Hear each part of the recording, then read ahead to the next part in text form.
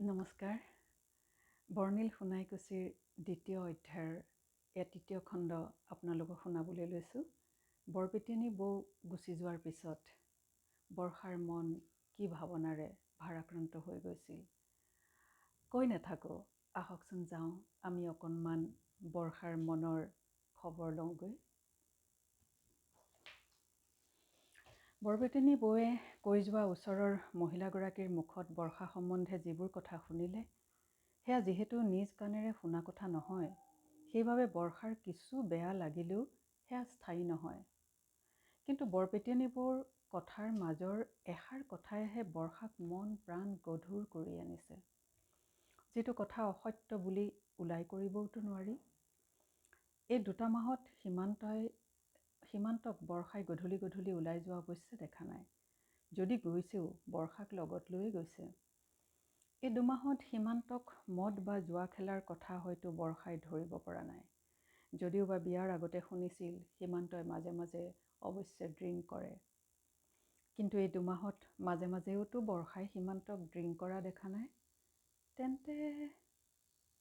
তেনে হঠাৎ এটা কথা বৰ্ষাৰ মনত পৰিল। সিদিনা বজাৰলৈ ওলাই যাওঁতে শকত গাঁঠলো চেহেৰাৰ মুজ থকা এজন পুৰুষ আগবাঢ়ি আহি সীমান্তক হেণ্ডশ্বেক দি কাষতে থকা বৰ্ষালৈ চাইছিল। "কিহেই বন্ধু, বিয়া তুমি কৰিলানে তোমাক বিয়া কৰালে? একেবাৰেচোন ঘৰৰ গৃহিণী হৈ গলা। হ'বই, ধুনীয়া পত্নী পাইছাতো, এনজয় কৰি লোৱা। মাজে মাজে আমালৈও মনত পেলাই খবৰ কৰিবা। তেখেতক লৈ আহিবা এদিন। আমাৰ শ্ৰীমতীৰ সৈতেও চা-চিনাকি হ'ব, নে কি কোৱা?" মানুহজনে হাঁহি হাঁহিয়ে পিছৰ কথাষাৰ বৰ্ষালৈ চাই কৈছিল। গেপেটা চেহেৰাৰ একোছা ডাঙৰ মোচেৰে ওঁঠটো ঢাকি ৰখা ডাঙৰ ডাঙৰ চকু দুটাৰে ওখ পাখ মানুহটো গলগলীয়া মাতটোৰে বৰ্ষাৰ কিবা দৈত্য যেন লাগি গ'ল। মুখৰ পৰা মদৰ ভেকেটা ভেকেট গন্ধ। মানুহজনে মদৰ নিচাত নিজৰ দেহাটোকে থিৰেৰে ৰাখিব পৰা নাই। বৰ্ষাৰ বেছি সময় মানুহজনৰ ওচৰত তেনেকৈ কথা পাতি ৰৈ থাকিবলৈ অস্বস্তিবোধ হ'ল।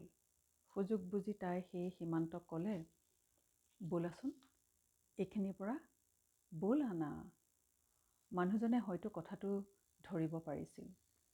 বৰ্ষাৰ মুখৰ আগতেই বিনা দ্বিধাই কৈ দিলে, "আপুনি সহ্য কৰিব পৰা নাই। কি কৰিব, অলপ আউট হৈ গ'লোহে। যাওক বাৰু হা, বন্ধু।" কথাষাৰ কওঁতে মানুহজনে হাঁহিটোত কিবা অদ্ভুত শব্দ কৰিছিল। সীমান্তক বন্ধু বুলি চকুৰ ইংগিততে যেন কিবা এটা ক'লে। সীমান্তয়ো কিবা এটা বুজি পোৱাৰ দৰে হাঁহো নাহাঁহোকৈ ইচাৰা কৰিছিল।